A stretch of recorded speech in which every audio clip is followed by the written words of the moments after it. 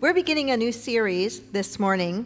I've entitled the series From Impediment to Empowerment.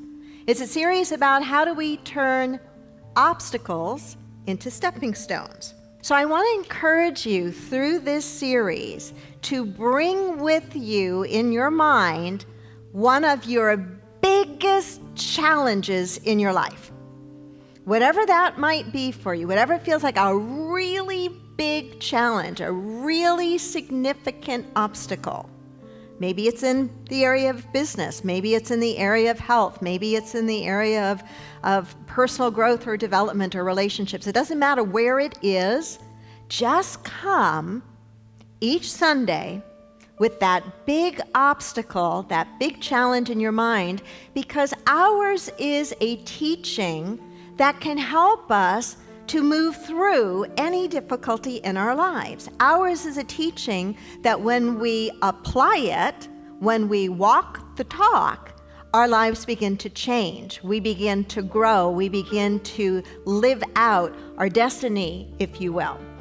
The series is based in part on a book, and the name of the book is The Obstacle is the Way, The Timeless Art of Turning Trials into Triumph, written by Ryan Holiday. The Obstacle is the Way. It's an interesting title, isn't it? The Obstacle is the Way. A main premise in Holiday's book is that no obstacle is too big to overcome.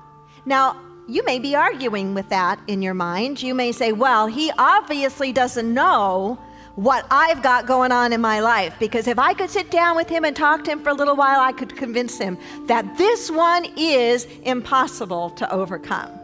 But I'm going to challenge you to step into the possibility that he is totally and completely right. That even if you don't know right now what it is, that there is a way around, a way over, a way under, a way through whatever it is that feels like an obstacle in your life that's blocking your path.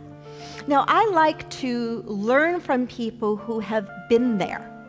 I like to learn from people who aren't just speaking theory, but people who have really had to test their ideas in the laboratory of their lives. And Marcus Aurelius was one of those individuals. He suffered many significant difficulties, and yet he looked upon any obstacle as not just a challenge, but actually the path to the good that he wanted to bring forth in his life. To me, that sounds so much like unity. We look at everything in our life experience as an opportunity to bless us, to teach us, to grow us.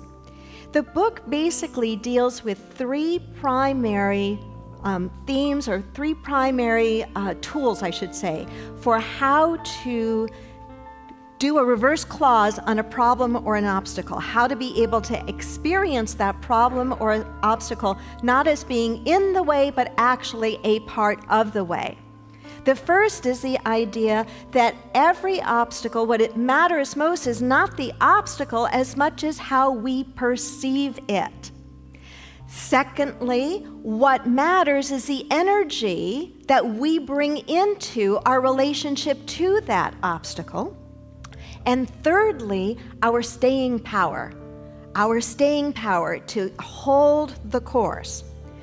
Put in an even simpler way, it can be distilled to three key ideas: perception, action, and will.